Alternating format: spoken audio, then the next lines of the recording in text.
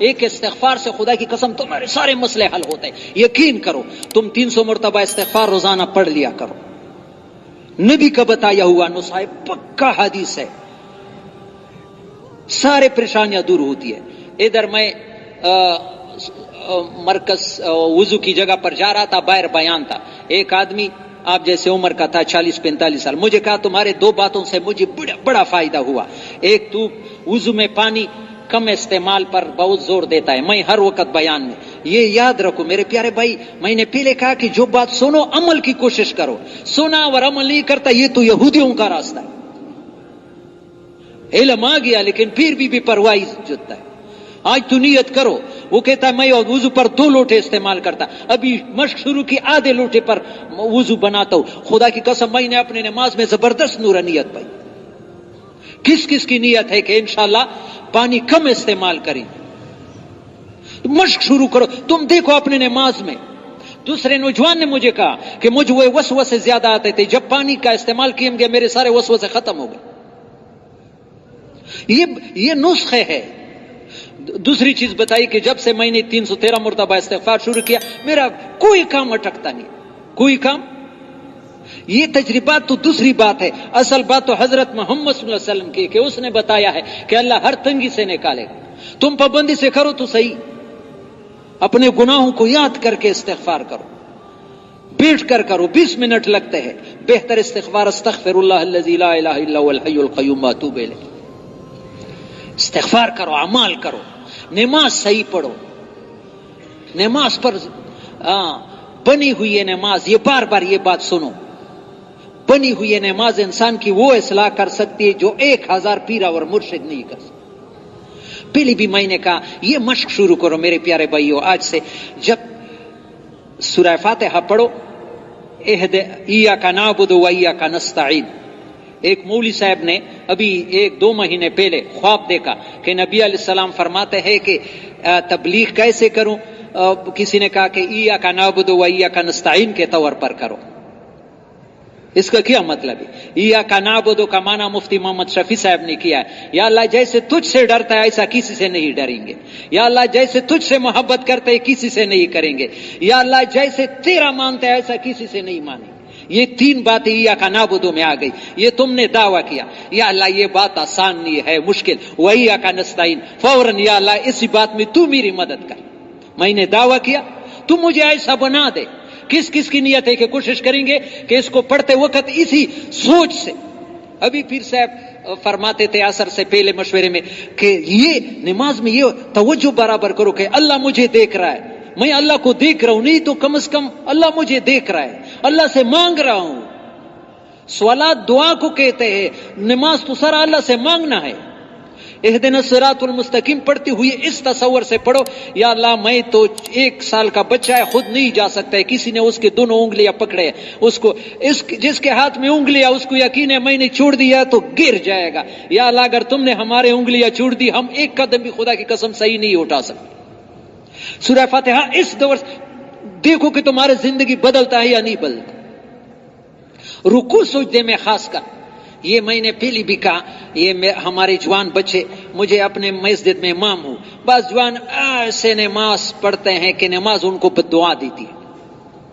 رکوع گیا ابھی سر اٹھائے نہیں, سجدی گیا سجدے سر اٹھائے نہیں. پھر تھوڑا سا نماز پر وقت لگاؤ, تھوڑا سا رکوع میں جاؤ, سبحان ربی العظیم, پاک ہے رب میرا جو بہت بڑا ہے.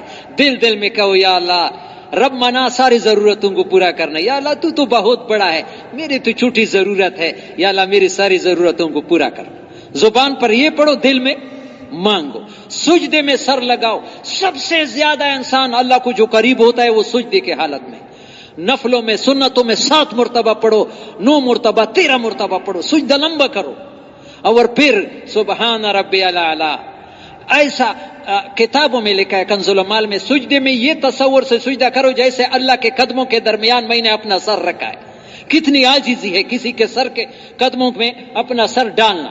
یا اللہ میں نے یہ سر ڈالا ہے, تو بہت بلند ہے, میرے تو تھوڑی ضرورت ہے, یا اللہ میری ضرورتوں کو بھی پورا کرو اور میری تربیت فرما. یہ دیکھو تم ایسا نماز شروع کرو کہ تمہارے زندگی کیسے چینج بن جاتی. کس کس کی نیت ہے؟ انشاءاللہ اس کی مشق کریں گے. نماز پر کوشش کرو. ہاں صحیح نماز اور جماعت سے پڑھو. مجھے بڑا دکھ ہوتا ہے، کئی دفعہ یہاں بھی کہا ہے، ایک مسجد میں امام ہوں، ظہر کو میرے ساتھ جو لوگ نماز پڑھتے ہیں پھر بعد میں پڑھنے والے ان کو حساب کروں تو 2/3 بعد میں اکیلا پڑھتے ہیں. خدا کی قسم 5 روپے کا نقصان بھی نہ سمجھتے کہ ہم سے جماعت چلی گئی. حالانکہ ابو بکر وراق بہت بڑے شخصیت، حضرت شیخ الحدیث مولانا زکریا صاحب نے یہ قصہ لکھا ہے. حج کے لیے جا رہے تھے، راستے میں کہا کہ مجھے واپس کر دو. کیا بات ہو گئی؟ مجھ سے 700 کبیرہ گناہ ہو گئے. کتنے؟ لوگ حیران ہو گئے کہ 700 بڑے گناہ تو ایک فاسق فاجر. پتہ چلا کہ اس کی جماعت کی نماز رہ گئی ہے.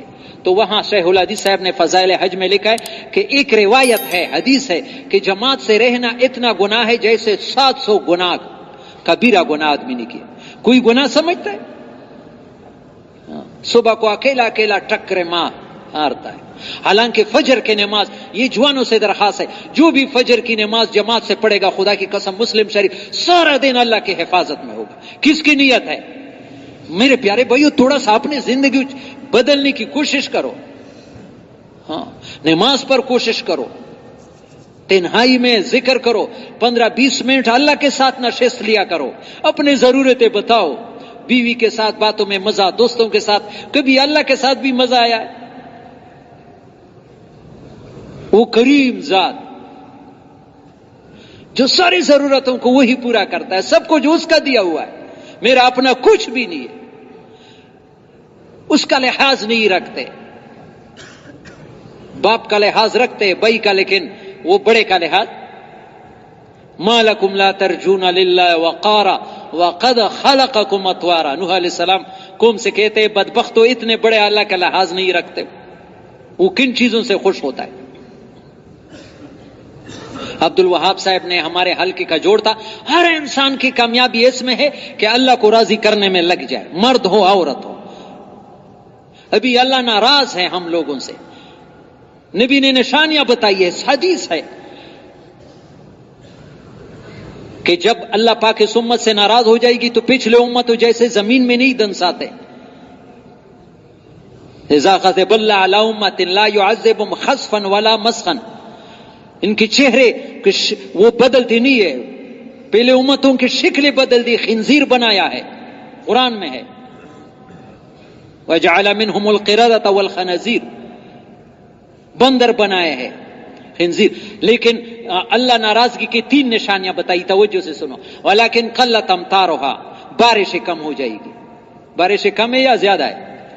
کتنے سالوں سے بارشیں، فصل صحیح نہیں ہوتی. یہ اللہ کے ناراضگی کے نشان ہے. وغلت اسعارها، اور دن بدن چیزوں کی قیمتیں بڑھتی جائے گی. وَيُوَلِّ عَلَيْهَا شَرَارَهَا، برسر اقتدار لوگ، بدترین لوگ اللہ لے کے آئیں گے جب اللہ نیچے لوگوں سے ناراض ہو جائیں گے. ابھی نیچے لوگ حکومت سے شکایت کرتے ہیں، خود اللہ کو راضی کرنے میں نہیں لگتے کہ اللہ ہمارے حالات کو ٹھیک کرے.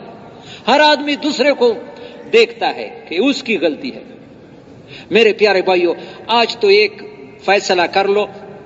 مولانا محمد عمر پالن پوری نے فرمایا ہے، جو آدمی توبہ کرتا ہے وہ گناہوں سے خدا کی قسم ایسا پاک ہوتا ہے جیسے ماں کے پیٹ سے بچہ پیدا ہوتا ہے اس دن اس پر کوئی گناہ ہوتی ہے. لیکن توبے میں 4 شرطیں ضروری ہے. کتنے؟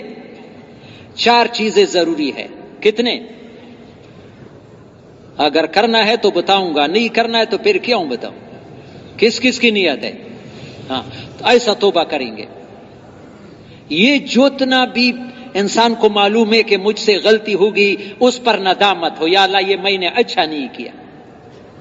یہ میں نے جتنی بھی انسان کو ملی یہ بات گناہ کی مجھ سے ہو گئی، یہ غلط میں نے دیکھا ہے، غلط سنا ہے، غلط بولا ہے، وہ کیا ہے، اس پر دل میں ندامت ہو کہ یہ میں نے پچھلے جو کیا ہے اس پر نادم ہو. سمجھ میں آ رہی ہے؟ اس وقت فی الحال میں گناہ کو چھوڑ دی، جتنے معلوم ہے کہ یہ اللہ کے نافرمانی ہے اس کو نہیں کروں گا. مر جاؤں گا لیکن اللہ کے نافرمانی نہیں کروں گا. آئندہ نہ کرنے کی نیت ہو. آئندہ 3 شرط یہ ہے، اور چوتھی شرط یہ ہے اگر کسی کا حق کھایا ہے اس کو ادا کرو یا معاف کرا دو، اگر نمازی چھوڑیے تو اس کی قضا لاؤ. یہ 4 شرطیں ہیں. ایک پچھلے پر ندامت، موجودہ وقت میں گناہ چھوڑو، آئندہ نہ کرنے کی عزم، اور جو حقوق رہ گئے اس کو ادا کرو. کسی کے انسان کا عجیب بات بتاؤں، اللہ ہمیں غیبت سے بچائے. تفسیر روح المانی بڑا معتبر تفسیر میں، اس میں لے کے اگر کسی آدمی کی غیبت کی ہے تو اس کا بھی دوائی نبی نے بتایا. ہمارا نبی ایسا شفیق ہے، کبھی خیال آیا کہ مجھ سے تو کسی کی غیبت ہو گئی، اور غیبت زنا سے بھی سخت گناہ ہے، لوگ گناہ بھی نہیں سمجھ. تو کفارۃ من اختبتہ ان تستغفر لہ، جس کی غیبت کی سمجھا کہ میں نے اچانک، یا اللہ جس آدمی کی میں نے تو اس کو معاف کر دے. جس کی غیبت کی اس کو معافی، اللہ سے معافی مانگے تو تمہارا گناہ معاف ہو گیا. کرو گے نا؟ اور ہاں اللہ کے حقوق رہ گئے اس کو ادا کرنے میں لگا. یہ اعمال والی زندگی سے